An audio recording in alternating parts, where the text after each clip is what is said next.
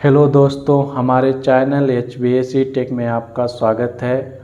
आज हम लेसन 3 में आपको HBAC में होने वाले refrigerant and global warming potential and pressure के बारे में फुल डिटेल से जानेंगे।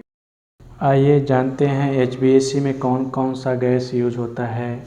Water, HFC, hydrocarbons, ammonia, carbon oxide, CFC, R22, R410, 600 and R32 इत्यादि गैस हम HBAC में यूज करते हैं, जो आज से 75-76 साल पहले बनाया गया था, जो हमारे शरीर और श्वसन यानी ऑक्सीजन को भी नुकसान पहुंचाता था और साथ साथ ही ओजोन परत को भी वो हानिकारक है। जैसे वो ओजोन परत को गला देता है। अब आपको एक सवाल आ रहा होगा, ओजोन क्या है? तो आइए जानते हैं हम ओजोन क्या है। ओजोन पृथ्वी और आकाश के बीच में एक लेयर है, परत है, जिससे क्या होता है, हमारा सूर्य की किरणें डायरेक्ट पृथ्वी पे नहीं पड़ती है। डायरेक्ट पृथ्वी पे ना पड़ने के कारण पृथ्वी पे हमारा जीवन संभव है।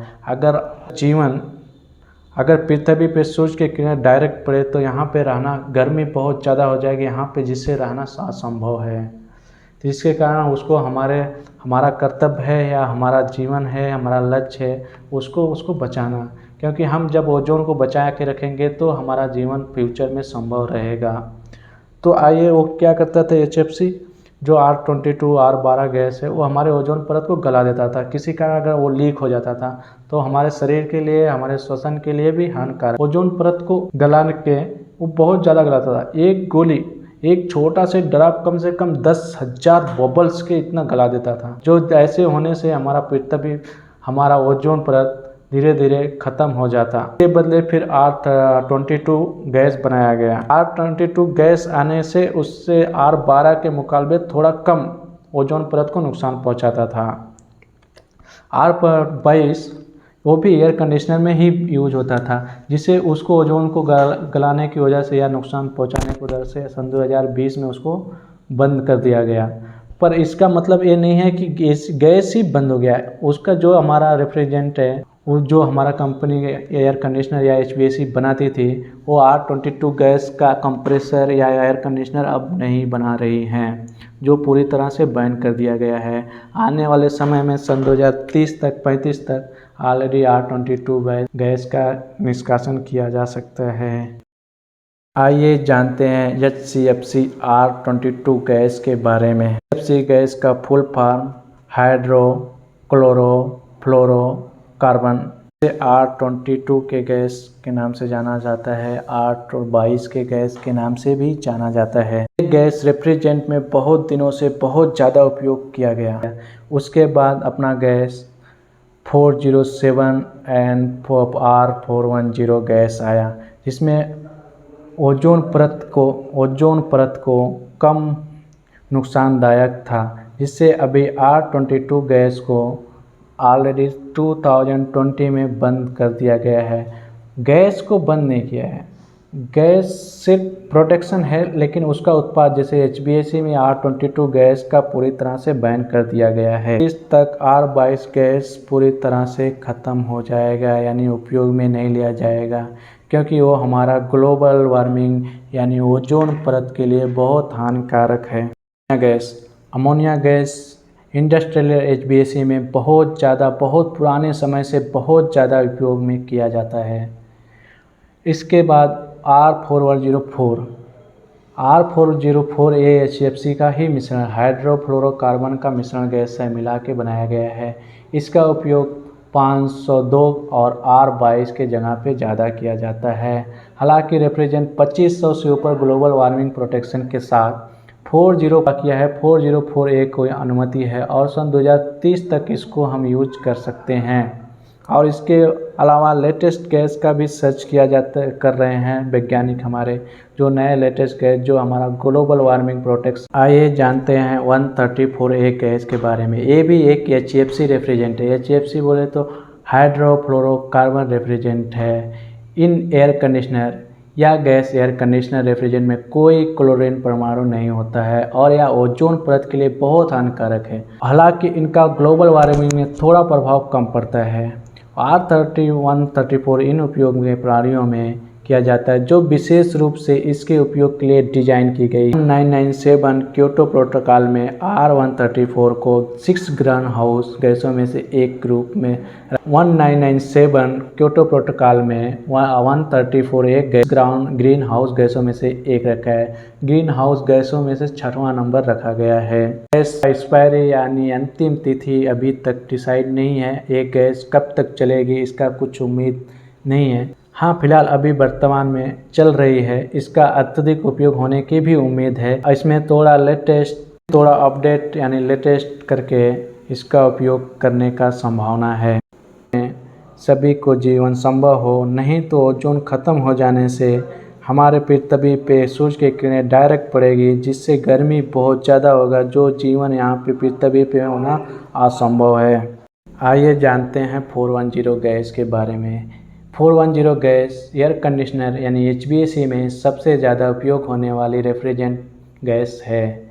आमतौर पर इसमें 2 हाइड्रोफ्लोरोकार्बन रेफ्रिजरेंट को मिला के बनाया गया है।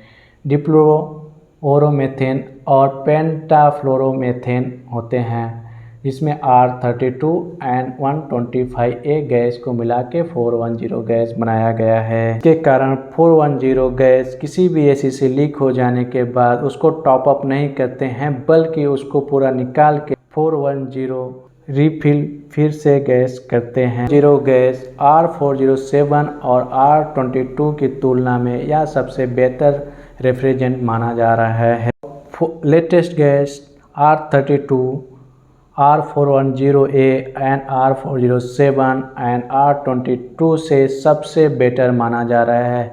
आजकल के लेटेस्ट HVAC यूनिट जो आ रहा है वो R32 में ही ज़्यादा प्रोडक्शन कर रहा है, जिसमें Mitsubishi electric and Deccan air conditioner and Toshiba air conditioner and local air इत्यादि सभी R32 गैस को ही इस्तेमाल कर रहे हैं। R32 गैस इसलिए इस्तेमाल ज़्यादा हो रहा है क्योंकि उसमें ग्लोबल वार्मिंग। जानते हैं 407 गैस के बारे में।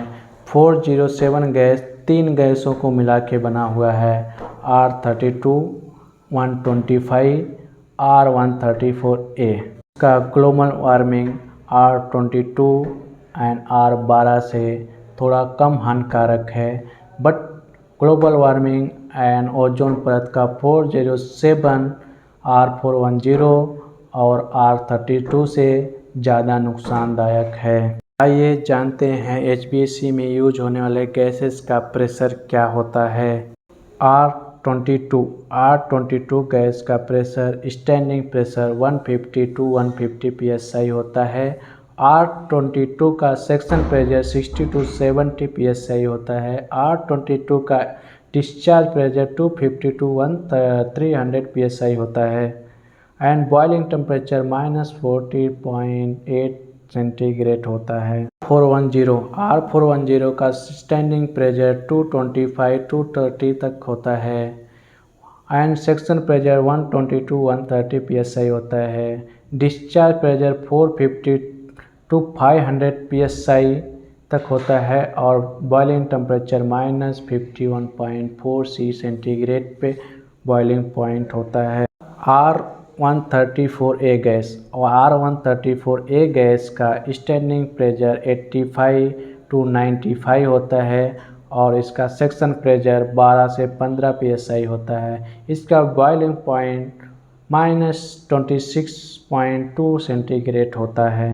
R600A का स्टैंडिंग प्रेशर 40 to 50 PSI होता है और इसका सेक्शन प्रेशर -1 PSI होता है और बॉइलिंग टेम्परेचर -11.7 सेंटीग्रेड होता है। R32 एंड 410 गैस का प्रेशर अराउंड सेम होता है। इसका स्टैंडिंग प्रेशर 240 to 245 PSI होता है और इसका सेक्शन प्रेशर 110 to 115 PSI होता है। इसका बॉइलिंग पॉइंट -52.0 सेंटीग्रेड होता है। R290 का स्टैंडिंग प्रेशर 125 to 130 PSI होता है और R290 90 गैस का स्टैंडिंग प्रेशर 125 टू 130 psi और सेक्शन प्रेशर 65 टू 70 psi होता है। इसका डिस्चार्ज प्रेशर 275 टू 300 psi होता है।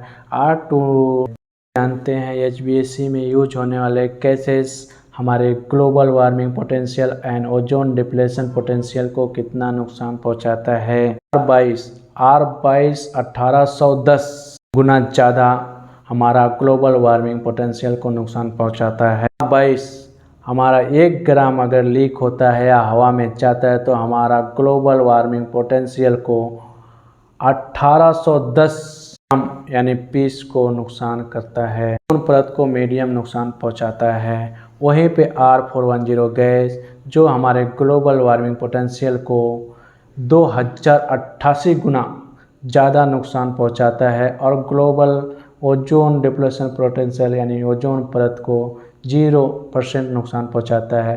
वहाँ पे R32 गैस 675 गुना ज़्यादा हमारा ग्लोबल वार्मिंग पोटेंशियल को नुकसान पहुंचाता है। लेकिन अपना R22410 गैस से तो अच्छा है जो हमारा R32 गैस जो हमारा 675 ही गुना हमारे ग्लोबल वार्मिंग पोटेंशियल को नुकसान पहुंचाता है और ओजोन परत को 0% पहुंचाता है। R290 गैस हमारा ग्लोबल वार्मिंग को सिर्फ 3 गुना ज़्यादा नुकसान पहुंचाता है और ओजोन को 0% यूज पहुंचाता है। R600 गैस हमारा ग्लोबल वार्मिंग पोटेंशियल को 3 गुना ज़्यादा ही नुकसान पहुंचाता है जबकि ओजोन को 0% यानी वाचिंग दिस वीडियो। मिलेंगे लेटेस्ट वीडियो के साथ नेक्स्ट टॉपिक में। Thank you watching for this video.